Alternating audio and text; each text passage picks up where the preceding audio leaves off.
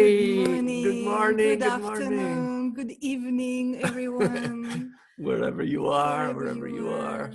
This So, is a day 2 of our Wisdom in Times of Crisis online gathering. And today, this morning, at least in California, we're delighted to have with us Rupert Spira. And Rupert is non-dual teacher and an author and a dear friend. And I would say he's a teacher of the direct path, but also probably one of the most eloquent and clear expression of contemporary Advaita Vedanta teachings. So it's an honor and a pleasure to have you with us, Rupert.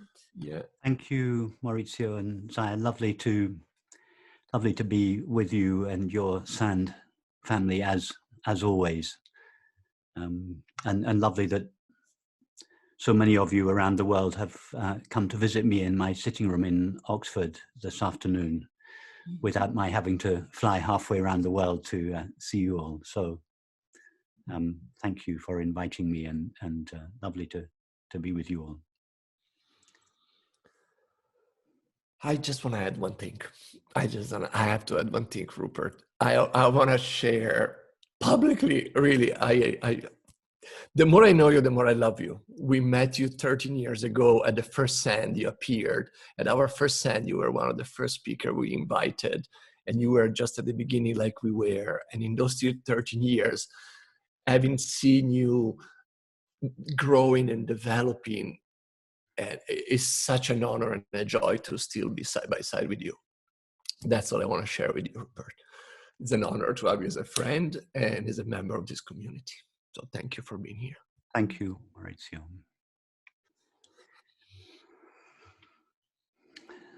So I don't normally plan what I'm going to say on these talks. I like just to be spontaneous and feel the pulse in the moment and respond. However, I did think today, this afternoon, that I might say something. And what I was going to say was something along these lines, namely that humanity is obviously facing an unprecedented crisis now.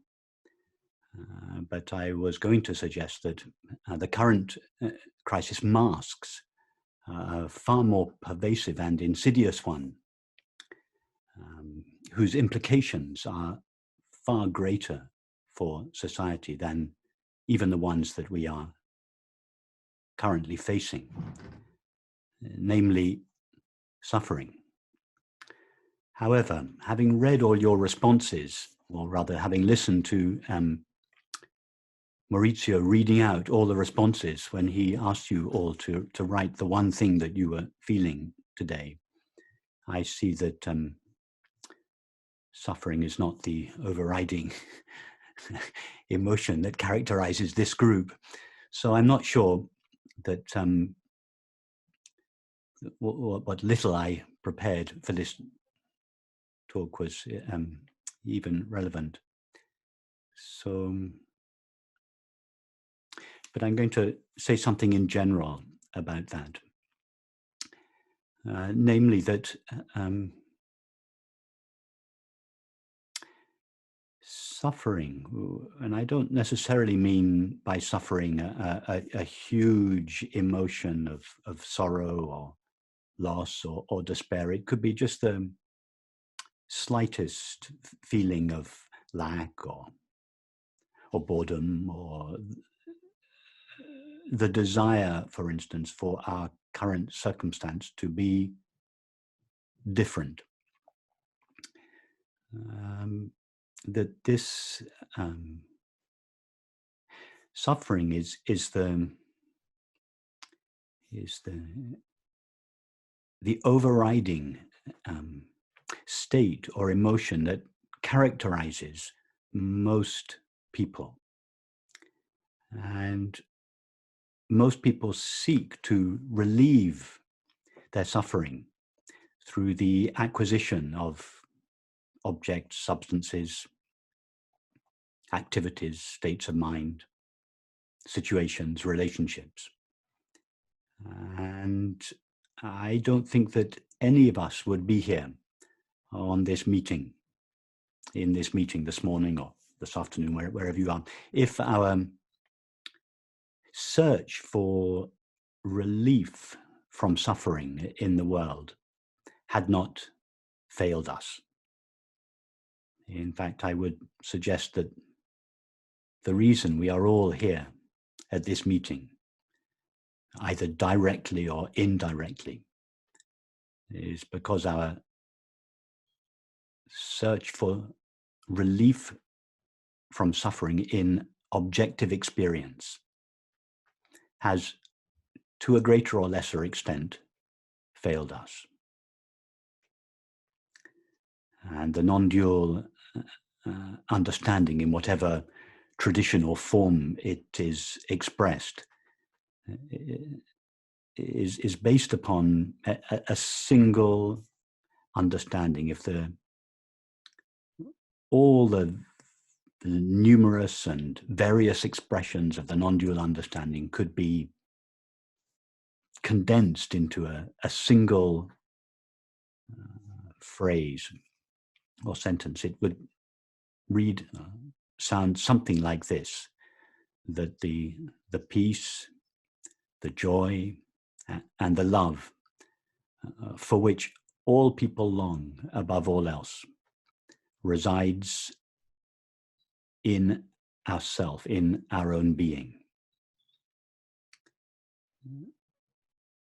Now, we might wonder why, if the peace and the joy and the love that we all love and seek above all else resides in ourself, in our being, and we are obviously present all the time, why do we not experience this peace and joy and love all the time?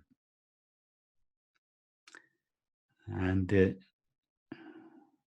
essence of all the great religious and spiritual teachings suggests that the reason that our innate peace and joy and love is not fully felt all the time is because whilst everybody knows their self to an extent, not everybody knows their self clearly. And it is this lack of clear self-knowledge that is responsible for the veiling or obscuring of our innate peace and joy. And it is for this reason that the words "know thyself" are really the essence of the spiritual path. Our self, or our being, shines in each of our minds as the knowledge I am. It is only when the knowledge I am becomes mixed with, and as a result seemingly qualified by the content of experience, that I am becomes I am this or I am that. In other words, it is only when our self or being becomes qualified or limited by experience that our innate peace and joy is veiled or overlooked. This qualified or limited self that results from the mixture of our essential being with the content of experience is what is commonly referred to as the ego or the separate self. And it is on behalf of this ego or separate self that most of our thoughts and feelings arise, and in whose service our activities and relationships are undertaken. The characteristic feeling of this, the ego, the separate self, or the self that most of us believe and feel ourselves to be, is that we are a fragment, something limited, something incomplete. And therefore the ego, or the separate self, is always, one way or another, seeking to complete itself or fulfill itself through the acquisition of objects, substances, states of mind, activities, relationships, etc.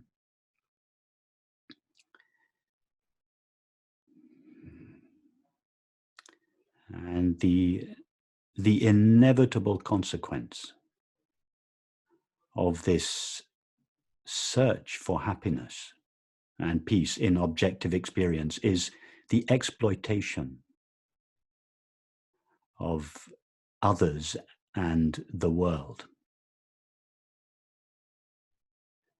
And that is the first inevitable consequence of this activity of seeking, the exploitation and therefore the degradation of the earth. And the second inevitable consequence, conflict in ourself, conflict between communities, and conflicts between nations. So I would suggest that the crisis that humanity finds itself in now, not just the crisis with the current epidemic, that the crisis we were facing before this epidemic, the extent of the conflict,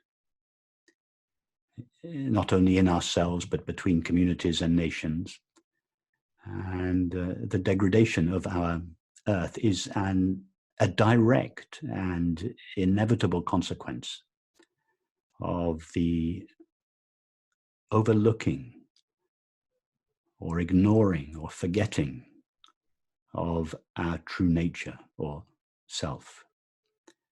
And therefore the remedy is the remembrance, the recognition of ourself.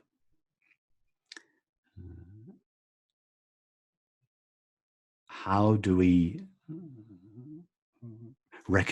explore and recognize the self that we essentially are? We simply ask ourselves, what is that element of our experience that is always with us, that cannot be removed from us?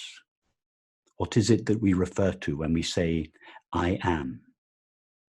Before what I am is colored or qualified by experience.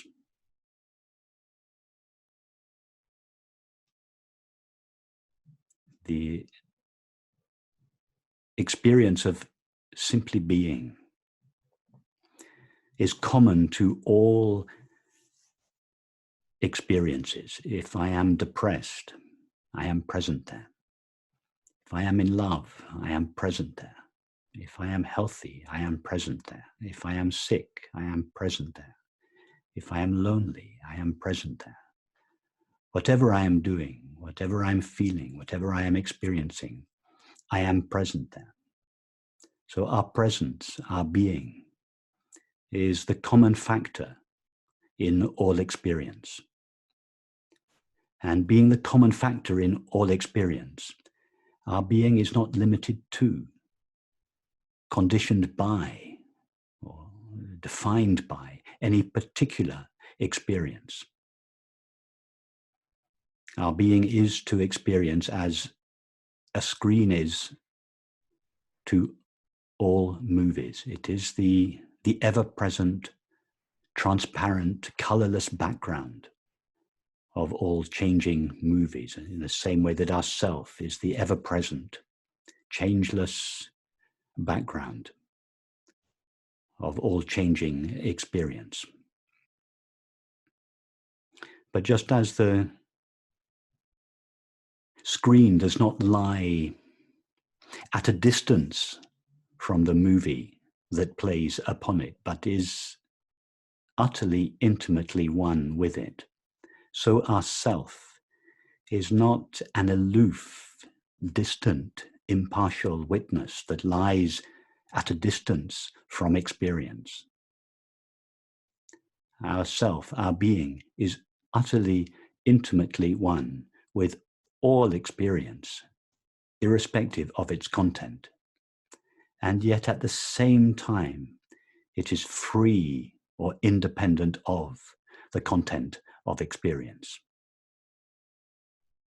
In other words, our being both transcends experience and is immanent within it. So in order to recognize the nature of our being and thus to rediscover again its innate peace and joy, it is not necessary to either change the content of experience. It is not necessary to get rid of any experience. It is, on the contrary, necessary to go deeply into any experience, irrespective of its content. And if we go deeply into any experience, be it an ecstatic experience or an experience of suffering, if we go deeply into that experience, at its very core or heart, we always find ourself shining there. Just as if you investigate the reality of any image in a movie, we always find the colorless screen.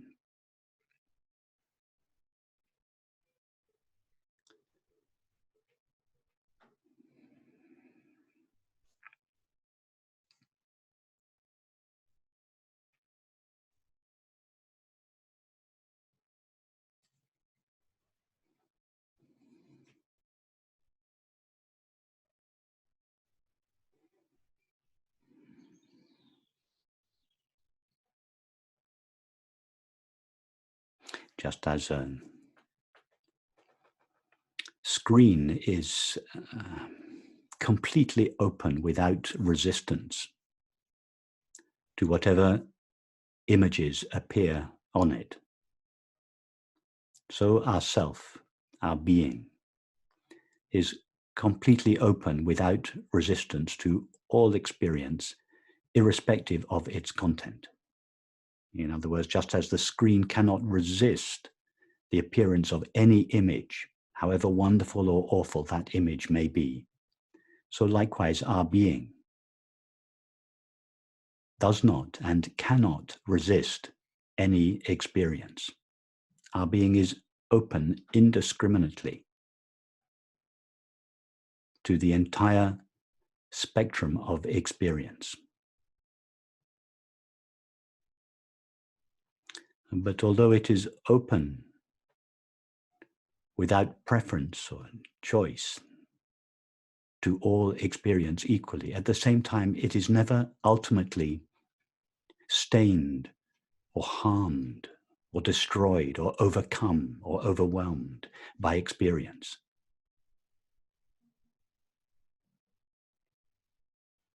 Our being always remains in the same pristine, luminous, open, empty, transparent, resistanceless condition, not because it has defended itself against any experience. On the contrary, because it is so completely wide open to all experience that there is nothing in it which could be harmed or destroyed by it. And thus, the nature of our being is peace, not a peace that is dependent upon what does or does not take place in experience, but a peace that is prior to experience, independent of experience.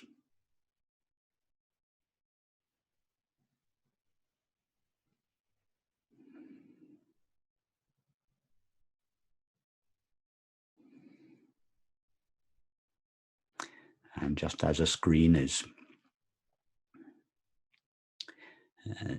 does not stand to gain anything or lose anything from the content of the movie, so our being is not aggrandized or diminished by experience. Our being is whole, perfect, complete. It needs nothing from experience. It is inherently fulfilled. This does not imply any rejection of experience. It would only be necessary to reject experience if our being felt that it could be diminished or harmed by it. But the wholeness, the completeness, the fulfillment of our being, the innate fulfillment of our being is not dependent upon the content of experience, and therefore our being never negotiates experience. It never chooses between experiences. It is simply wide open, without resistance,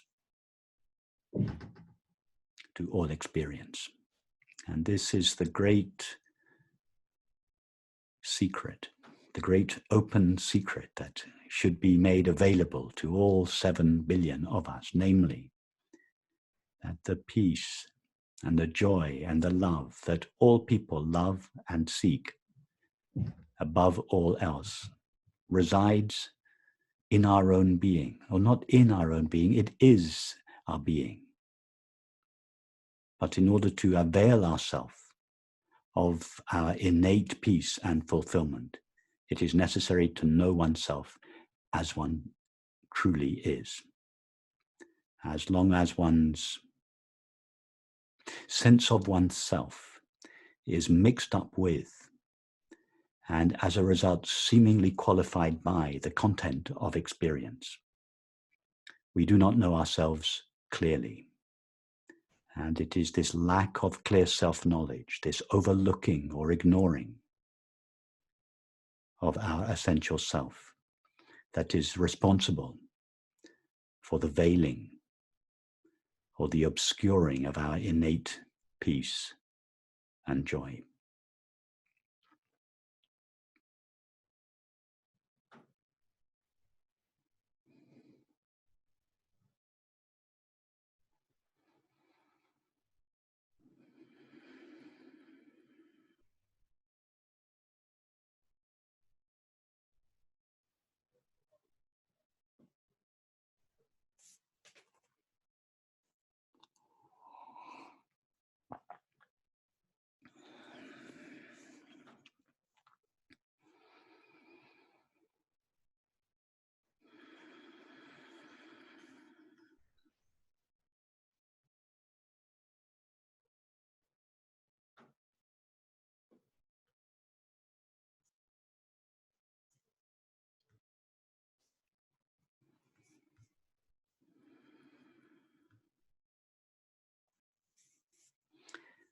So that's all I want to say by way of introduction.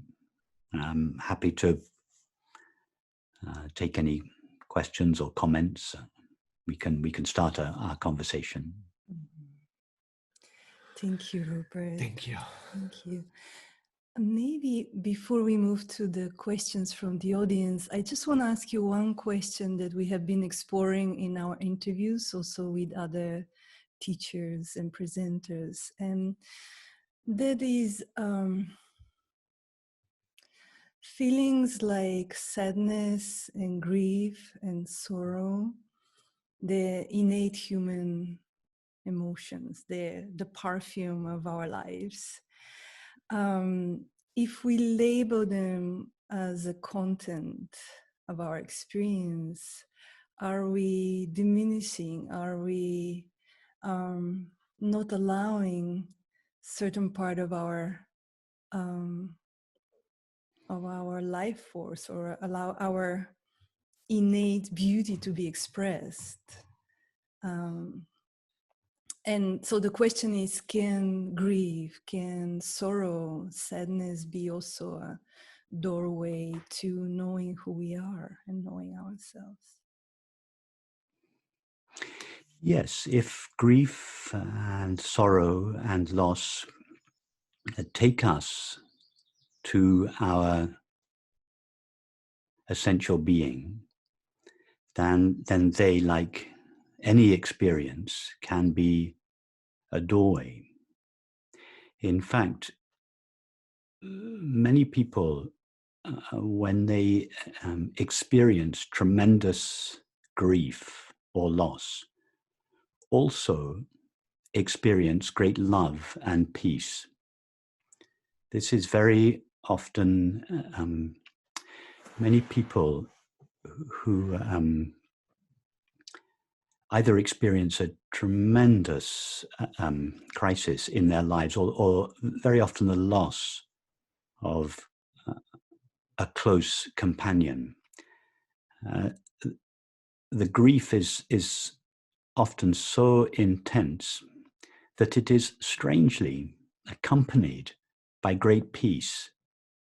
Now, one would think that grief of this magnitude would be the opposite of peace. And yet many people report, I have had this experience myself, and I know many friends who have experienced this too, that the experience of tremendous grief or sorrow is accompanied by great peace. Why? I would suggest it is for this reason, that when we are experiencing less intense suffering, we are bored, we are irritated, we are lonely, something like this, we feel that there is something that we can do in the outside world to get rid of our suffering. And this usually involves trying to change our partner, trying to find a new experience, trying to acquire some object or substance. In other words, in most of these lesser forms of suffering, we feel that there is something that we can do to overcome our suffering, in other words, in order to find happiness. But when our suffering is really intense, despair or tremendous sorrow or grief, that we feel that there is nothing we can do that could relieve us of the depths of our suffering. And as a result, there is a kind of spontaneous letting go of the desire to manage or get rid of our suffering. And it is in this letting go, this surrendering, this acceptance of the situation as it is, rather than straining to find a new situation in the future. In other words, our sorrow brings us into the now, 100%, without the slightest possibility of avoiding it. And this, as I said earlier, the separate self lives in a constant state of seeking and resisting. If our sorrow is so great that it has cut through our seeking and resistance and brought us 100% into the moment, then our suffering has brought us to our being. And that is why the experience of tremendous sorrow or despair sometimes takes us directly to peace.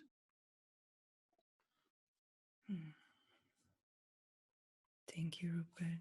But as long as we feel, so for some people, that is for some people the doorway or the access point through which they touch their self. But for many people, as I said earlier, that this in fact, most people, I would suggest, still believe that they can get rid of their suffering.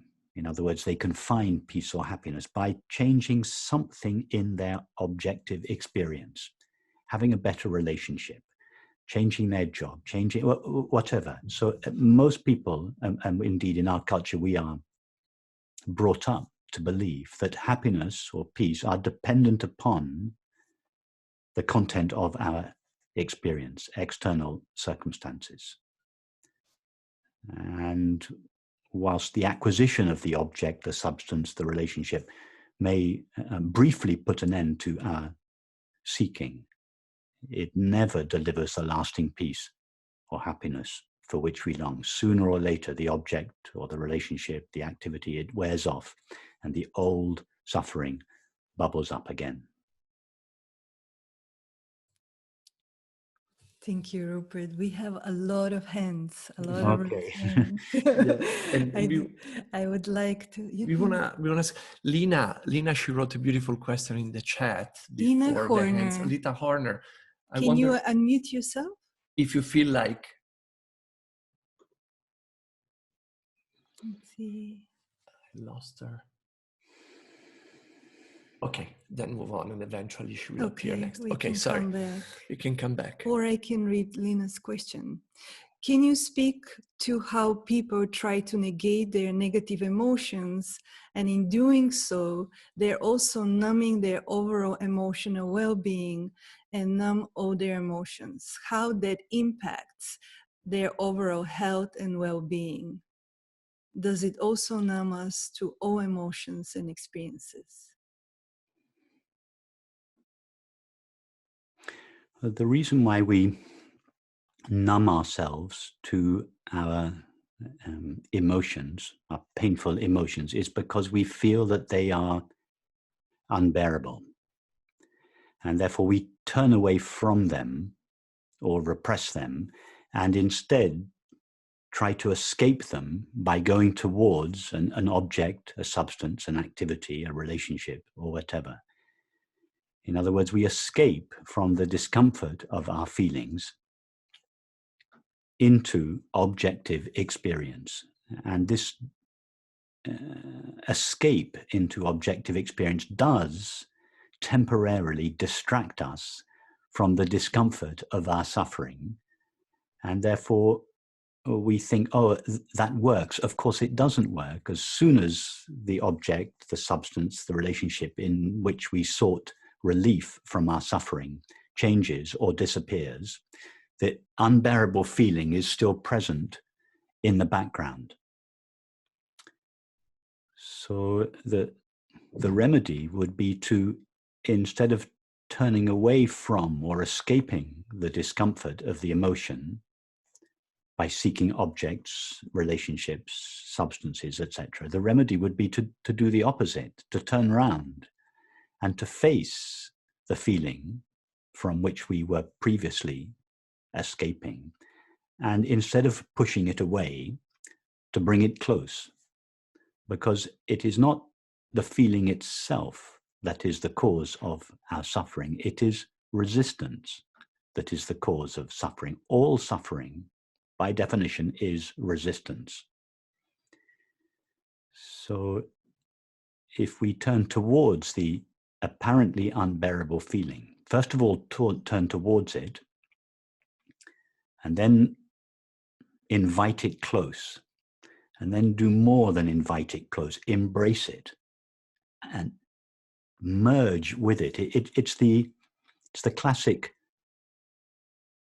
fairy story, the Grimm brothers fairy story of the frog prince. You remember the princess who lost her golden ball in the royal pond, and a frog appeared and offered to retrieve the golden ball on the one condition that the princess would embrace the frog. I'm not going to tell the whole story.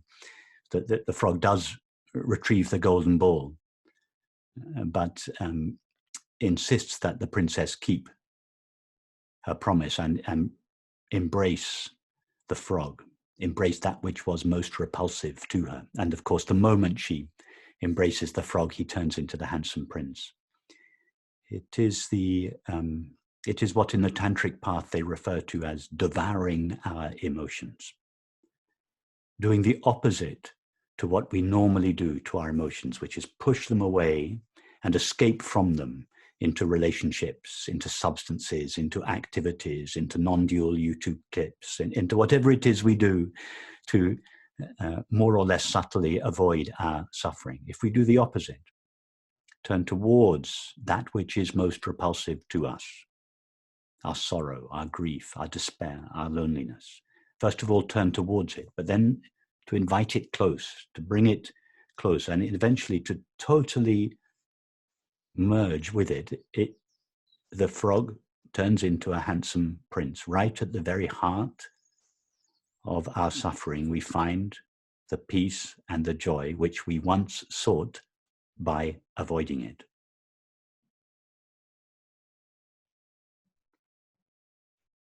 That is the tantric approach to difficult emotions, as opposed to the Vedantic approach, which is the approach where we separate ourselves from our feelings. I am not my loneliness. I am that which is aware of my loneliness. I am not my sorrow. I am that which knows my sorrow. That's the Vedantic approach. It is a perfectly legitimate approach.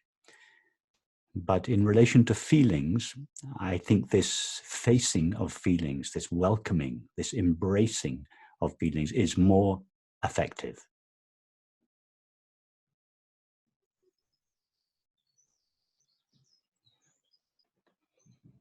Thank you, Rupert. Beautiful. That's a beautiful distinction that I'm very grateful you brought it in.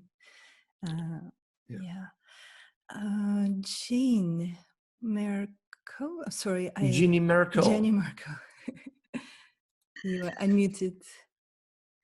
Okay.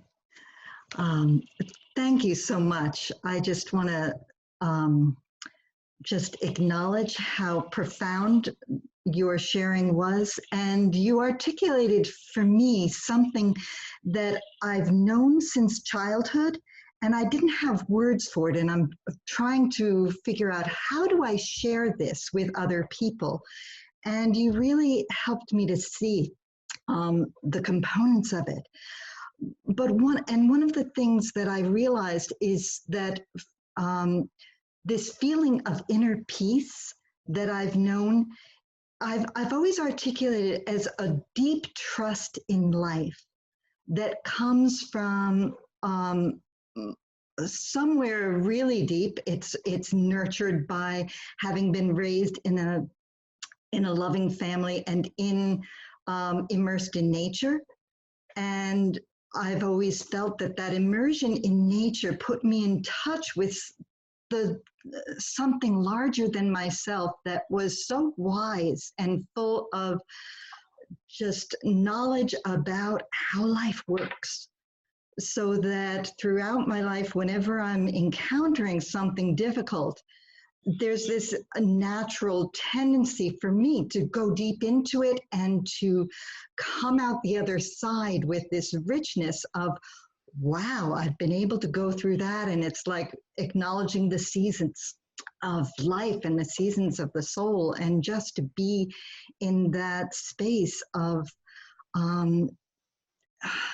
fully immersing yourself in whatever life brings you, to the place where it teaches you and you're constantly being taught and fed. And I also wanted to acknowledge your sharing about grieving. And I discovered that also when I lost my husband. That day was such a veil between the worlds dropped and was held open for 3 months of just totally feeling held in love, in a love so profound that I've never experienced it to that intensity before. And every sight of the people in my life that I loved, I was just filled with this joy of knowing that I was surrounded in that. And so you've really put words to so much of my experience, and I want to just thank you for that. Thank you. Thank you. Thank you for sharing that, Jean. It's beautiful. Mm-hmm. Thank you. Yeah. We have Jeff and then Victoria. Jeff, you can unmute Jeff from yourself. OKC, which I assume is Oklahoma City. Yes, sir, it is. are you Professor Spira? Do you go by doctor, sir? No, I'm not a professor or a doctor. I didn't want to be disrespectful. You're one of my heroes. Thank you. Please just call me Rupert. Okay. This is a turtha for me, being able to ask you this question. I have wanted to ask you for years. Wouldn't it make sense? We tend to define things as items and forms, you know, and particles. Wouldn't it make more sense to define things as an event that's happening? And I'll explain why. Because if we get down even to the smallest particle, I'm sorry. I just want to invite everyone to be very brief with the question. Okay, I'm going to be. We have a lot of hands, and I've understood. I've understood. Yes, I've understood the question. So no need to elaborate it. Thank you. I can't. Sorry. Tell me your name again. Jeff. Jeff. I can't. I'm not seeing you, Jeff. But not to worry. I heard you clearly. Jeff, you're quite right. In the ultimate analysis, there are no discrete, independently existing objects, selves, or things. There is just a single, infinite, and indivisible whole, whose nature is spirit or consciousness, whose activity is the universe. Now, why does the universe not appear to be the activity of this whole? Why does it appear to be a multiplicity and diversity of discrete objects and selves? It is because we view the universe from a localized perspective. Yes. Each of us are localized perspectives. It is the whole, infinite consciousness itself that has localized itself within its own activity as each of our minds, from whose perspective it sees itself as a multiplicity and diversity of objects and selves. In other words, it is the whole which contracts into a separate subject of experience, the observer, and it is only in relation to that separate subject of experience, the observer, that the observed appears to be an object. But you are right, ultimately, the subject and the object are two facets of the same infinite and indivisible whole, whose nature is consciousness or spirit. Thank you, sir. Thank you very much. Thank you, Jeff. I see you now. Yes, there you are. Thank you, Jeff. Nice to meet you. Great question. Victoria, you can unmute yourself. Thank you, Zaya. Hello, Rupert. Hold on, I'm going to put you on speaker view so I can. Victoria, hi. Hi, nice to meet you. Nice to see you again. Yes, yes. I'm trying to pull some of the pieces together from some of the conversation that we had yesterday, and I am I'm listening to Stan Rushworth right now and thinking about what he was saying in terms of some of what's happening right now. It's related to an abhorrent thought, a way of thinking, where we're very much the individual, right? And he talks about how the exploitation of everything in the world is what's creating the place that we're in right now, like the exploitation of human beings in terms of the colonizer coming to the United States and decimating like 90% of his tribe. And the same thing that we're doing to animals, and the same thing that we're doing to plants.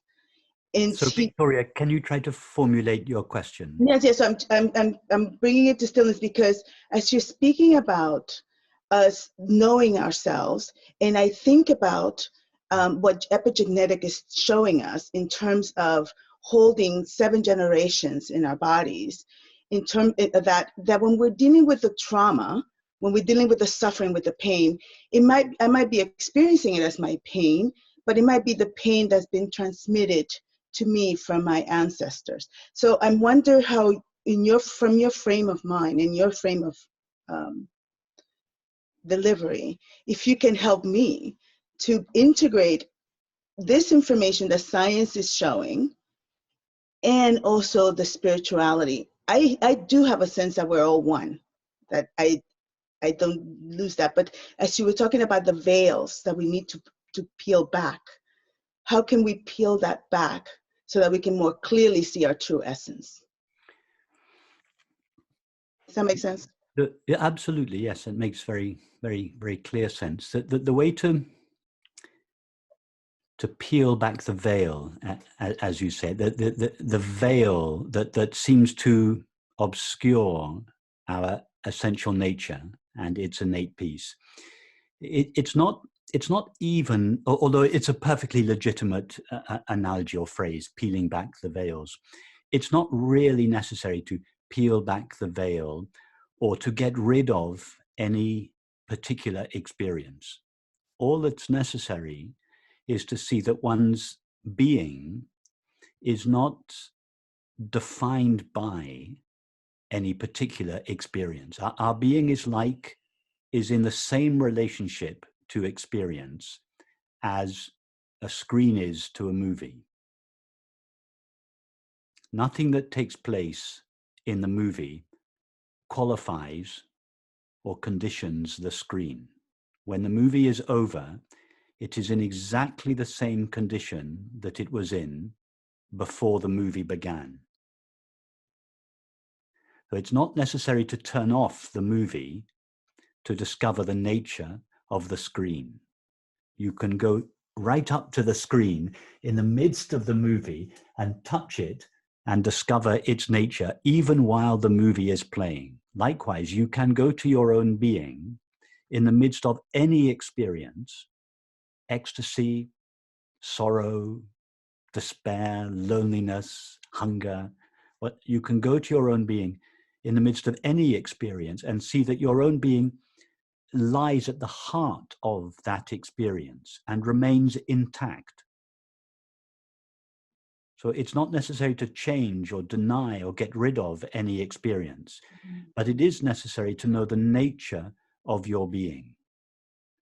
Because if we do not know the nature of our being, we will continue to believe, and more importantly, feel that we are something finite, something limited.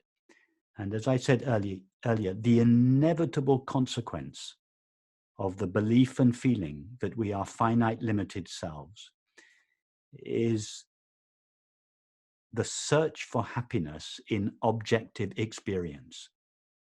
And as an inevitable consequence of this search, we exploit other people and the earth because we are negotiating other people and the earth for the sole purpose of delivering or fulfilling ourself.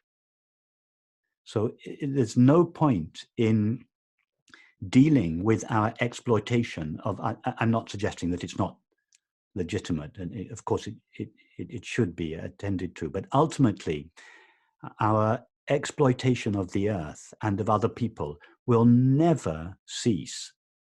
It will go on forever, as long as we believe that we are temporary, finite, individual, limited beings. Whatever we do, however successful we get at treating the earth and people with more respect, the exploitation will continue because it is the inevitable consequence of the belief, I am a fragment, I am separate from the whole, I need to be fulfilled.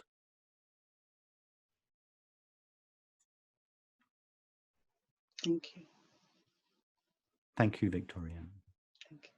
Thank you, Rupert. Thank you, Victoria. So let's keep the question again as concise as possible because there are a lot of people and time is whatever, relative. I don't know. Consciousness hacking. Mikey. Is you Mikey? You're unmuted now. You're unmuted. No, it's not Mikey, it's Connie here. Okay. and my video doesn't work because my computer, whenever I have my video on, it shuts down. So sorry about What's the question? So hi, Rupert. I have a question about... Is it Mike? Sorry, what was your name? My name is Connie. Connie.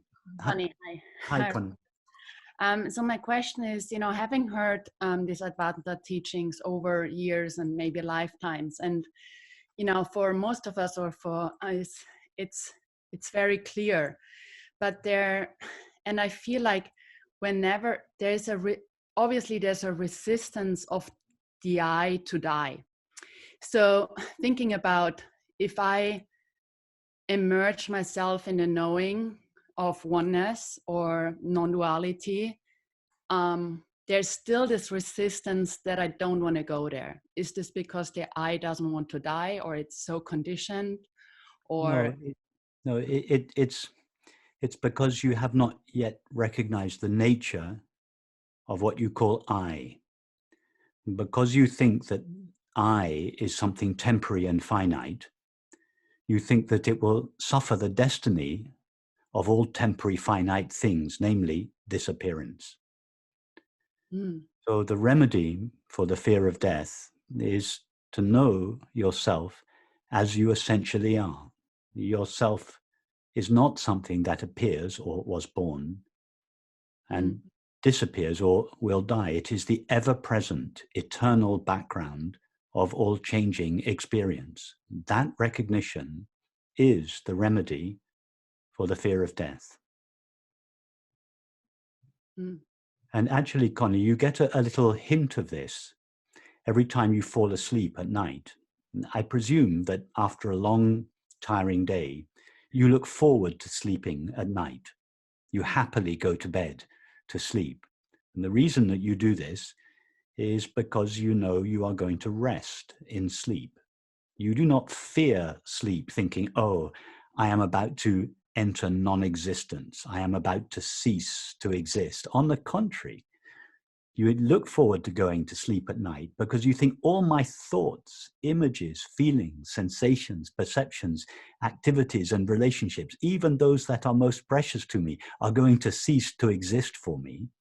And they are going to leave me all alone by myself in sleep.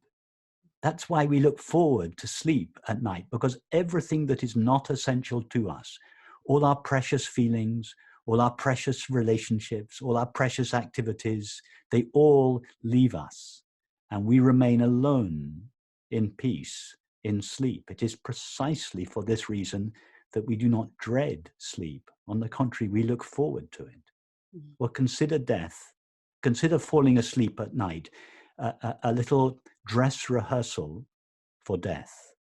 You happily let go of everything every night that is not essential to you, and you are left at peace in yourself, with yourself.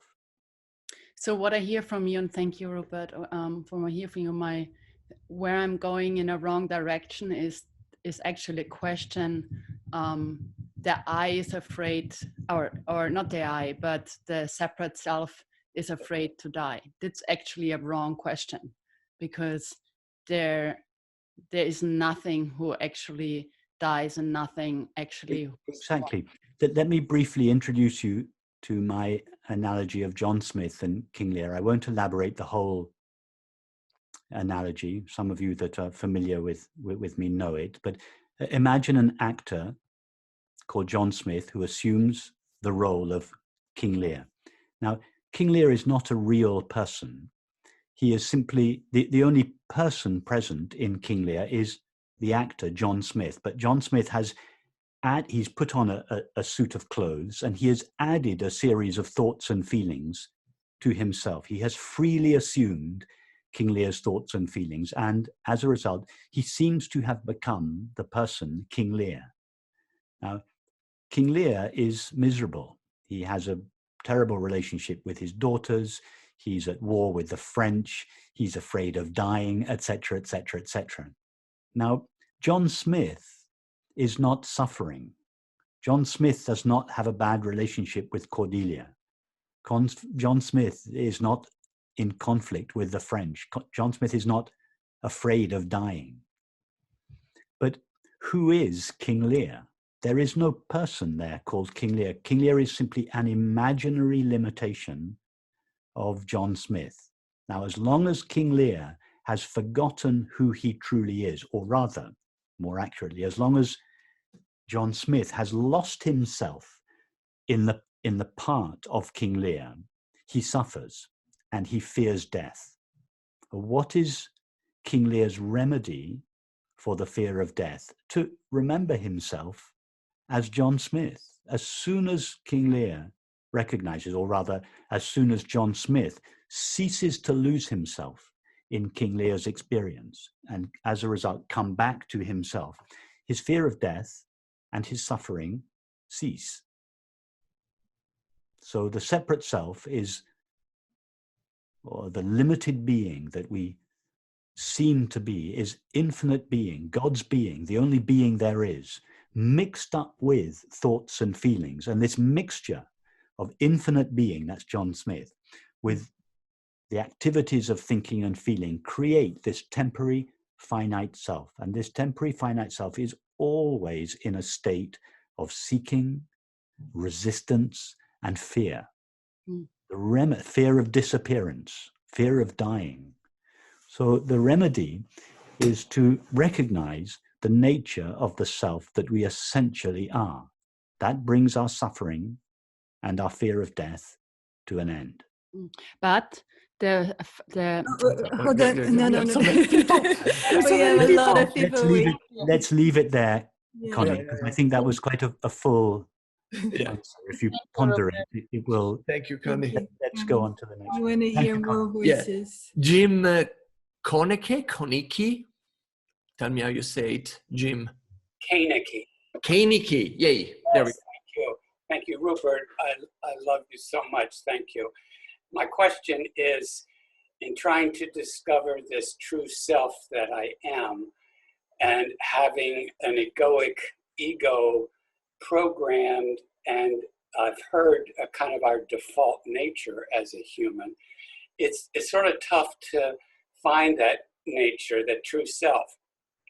A Course in Miracles that I've read for years says that one way to do that is to look for it and find it in other people. And as a way of doing that, we discover it back within ourselves. And I'm not sure I'm very good at doing that, but I'm just wondering what your thought is about that process. My recommendation would be the other way round, but I have no argument with A Course of Miracles. I would recommend, first of all, discovering your own being in yourself, and then recognizing the same being in other people. But as I said, I have no argument with any other approach. But Jim, let's not compare approaches, because that is, in the end, not interesting. What everybody wants is peace and joy. And all the great religious and spiritual traditions, without exception, tell us in one way or another that that peace and joy is to be found in ourself, as ourself. And that all that is necessary is to recognize the nature of ourself. This is not complicated. It does not require 30 years of sitting on a meditation. It just requires clearly seeing the nature of oneself. So let's do this now, Jim. Tell us now about yourself. All day long, all throughout your life, you say, I am 5 years old, I am 10 years old, I'm 20 years old, I'm married, I'm a father, I run a company, I'm a doctor, I'm cold, I'm lonely, I'm tired. I, all the way through your life. I has been at the center of every single experience you have ever had. Tell us about that I. Go there now. Tell us about it. Oh my.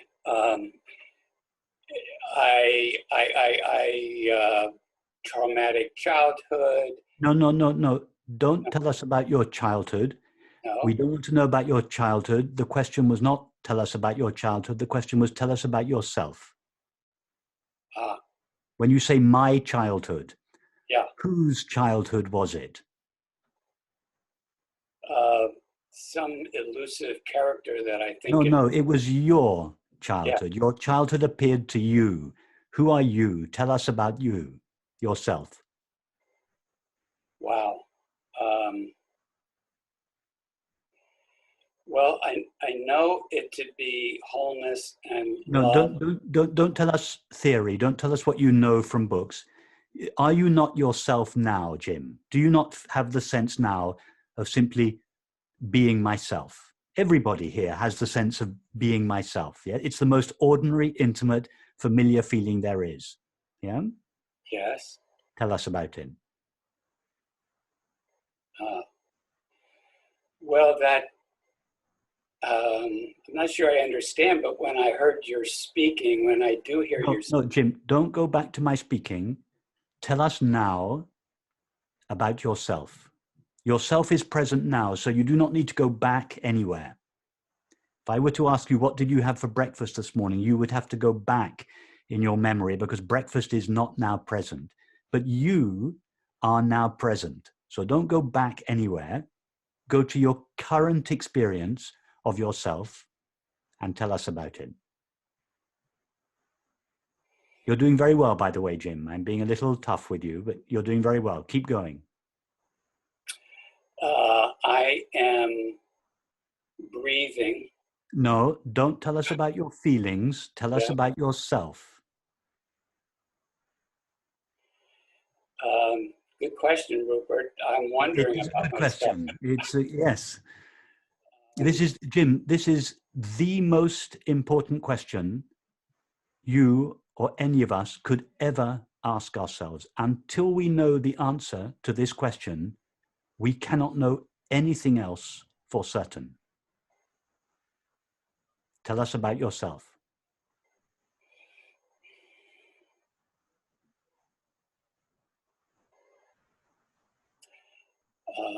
Give me a hint. I am really struggling to discover that. When you say "I am struggling," yes. You're telling us about your thoughts and feelings again. I am struggling. I am grieving. I am this. I am that. We don't want to know about your struggles. We don't want to know about your childhood. We don't want to know about your grieving. We want to know about yourself. The one you've used the word "I" more often in the last 5 minutes than you have any other word. Now, what does that name "I" refer to? That I refers to this false self, this limited experience of who I think I am, I suspect. And you're asking me to reveal my true self. I'm just asking you not about a false self or a true self, just about yourself now. You have the feeling now of being myself. Tell us about that self.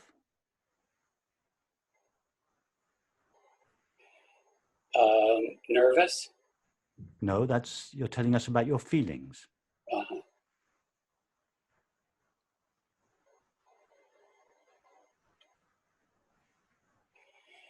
You're doing very well, Jim, by the way. You think you're failing, but actually you're not. You're doing very well. You don't yet realize it, but you're doing very well. Okay.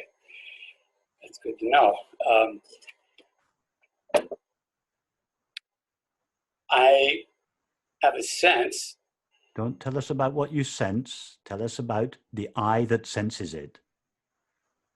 You say, I sense, I feel, I think, I am nervous. Just tell us about the I, not about your thoughts, not about your feelings, not about what you sense, just about I. We're honing in on the I, Jim. Yeah, it's like I'm becoming the projector instead of the screen, but I don't know how to describe that. Perfect. That's the truest thing you said so far, Jim. You're absolutely right. You don't know how to describe it. Why not? I don't know how to describe it either, Jim. I talk far too much about it. I should really remain silent. Tell us why you're finding it so hard to describe it.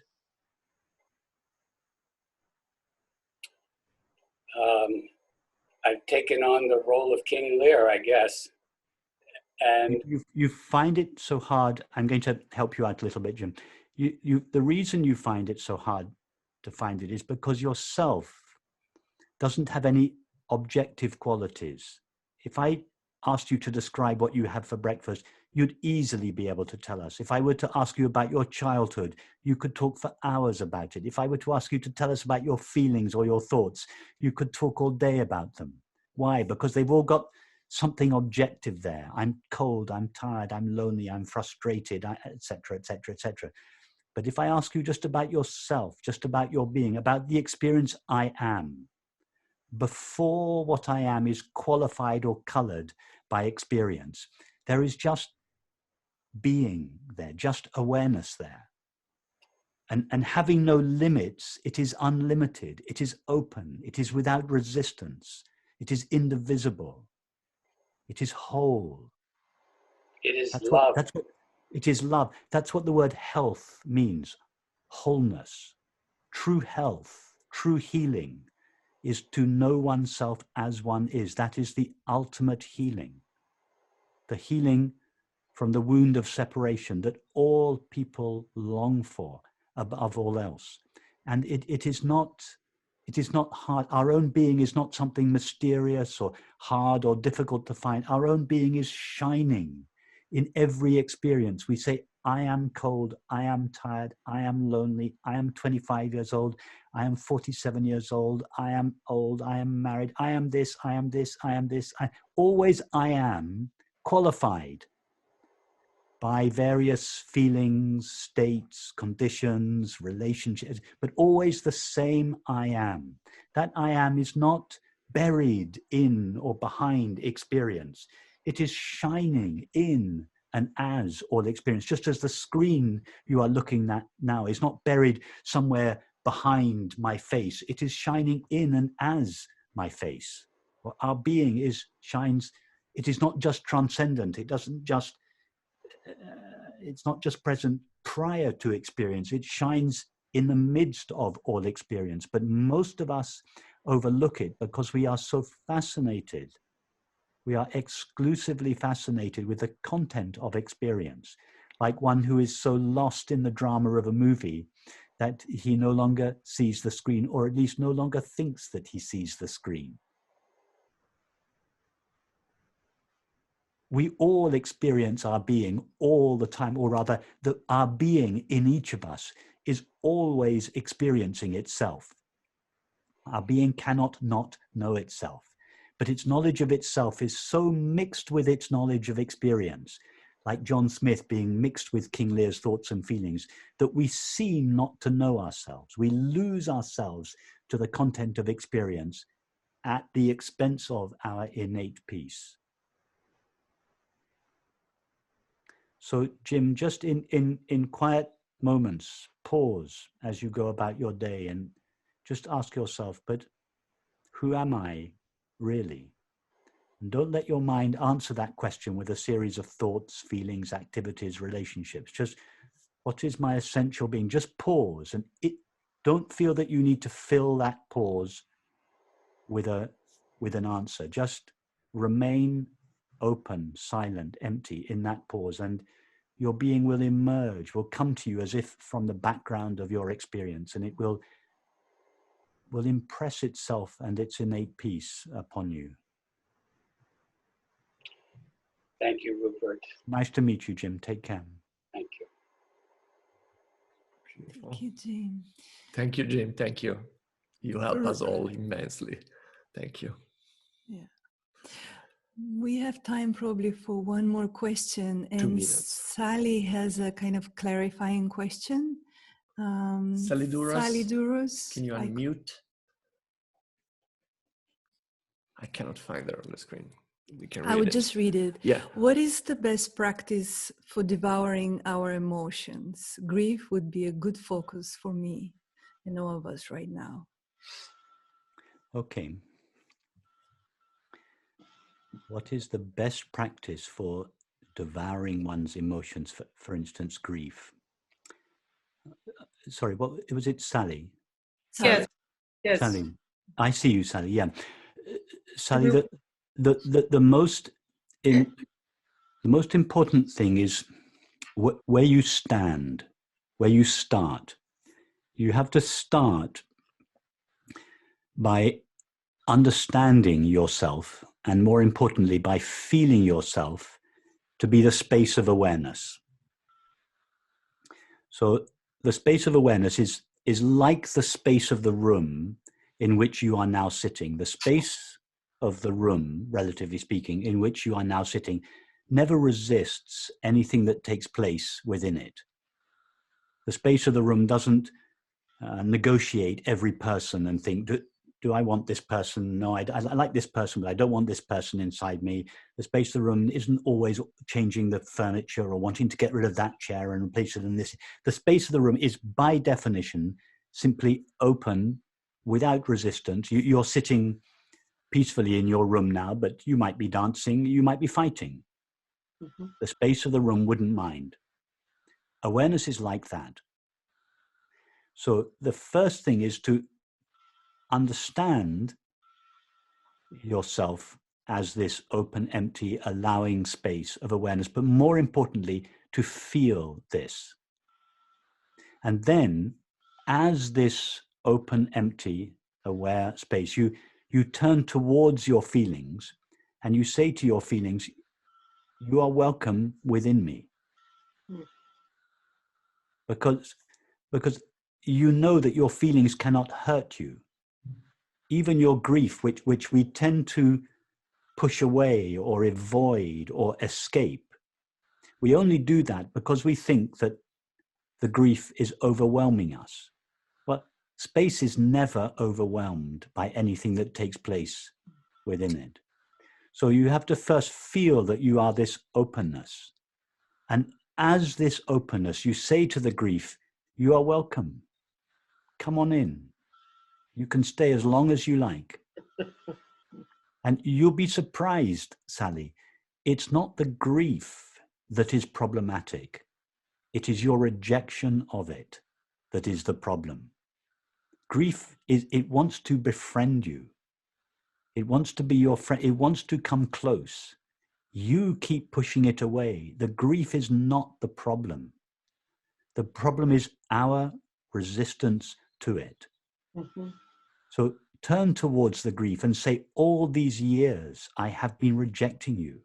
I have been repressing you. I have been avoiding you in favor of substances, activities. The one thing I have never done is turn towards you and say, you're welcome. Come in, stay. Come and live with me. You can stay forever. You're welcome. There's room in me for you. Come, move in. You can stay for as long as you like. You will be surprised to find that the very thing which you have been resisting all your life becomes your friend.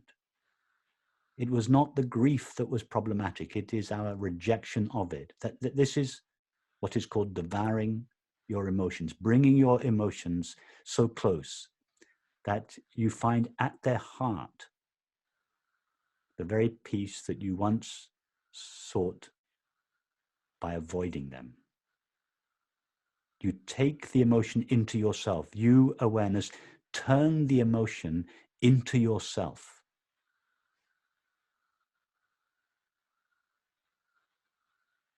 Instead of the emotion devouring you, instead of the emotion turning you into itself, you turn the emotion into yourself. And in time, the grief will be revealed as love. That is the essence of grief. It's love. After all, you would not be feeling grief if it was not on account of the great love for the one you are grieving. So I wish you the very best, Sally. Nice to meet you. Thank you, Rupert. Wonderful. Thank you, Sally. Thank you, Sally. Thank you, Rupert. What a beautiful closing. Yeah. Thank you, Rupert, for your time. And thank you all. It's always lovely to be with the Sand family, and especially nice when you all come to visit me in Oxford. And so it's lovely. Thank you so much. And I hear wonderful things about this week that you're holding already. It's beautiful what you're doing, and I hope the week goes really well. And I hope we'll see each other before too long in California or somewhere. But until that time, it's beautiful that we can all, what's beautiful about this platform is it's just like Indra's web, where every part is reflected in every part. I feel that you've all come to visit me in Oxford, but you feel that we've all come to visit you in California, but Rick feels that we've all come to visit us in wherever it is you live, Rick. And we all feel that all of us have come to visit us in our own sitting rooms. And that's beautiful. It's beautiful. And we spoke yesterday, we also created second space, or a space that is outside of real space and time that we meet actually. And we are both here and there. It's very it's very non-local. quantum, It's in very a way. quantum We physics. are locally in our own home, but we also in a space we create together. It gets even more twisted. Non-local. The absurdity, the illusion. Yeah. It's beautiful to be with you all. Thank you, Maurizio and Zaya, as always, for inviting me. Thank you for the beautiful work that you do. And thank you, all of you. Sweet to be with you all. I wish you all the very best. Keep well. Stay safe. Thank you. And for those of you whose paths my path will not cross again, I wish you the very best. And for some of you whose paths will cross again with my path, I look forward to seeing you another time. And Rupert, you're holding online retreats at this time. So I'm doing quite transferred, like many of us. I transferred all my meetings and retreats online. I won't go into details now, but I do webinars every week. I have a weekend meditation retreat coming up, a week-long retreat coming up. If you just go to my website under webinars or events, so you'll see everything is listed there. So yes, I do quite a lot online. Yeah, any of you are welcome. And much of their meetings are on a donation basis, so they're very easy and affordable for anyone to come. Beautiful. Beautiful. Good. Thank you. Thank you both. Thank you, everyone.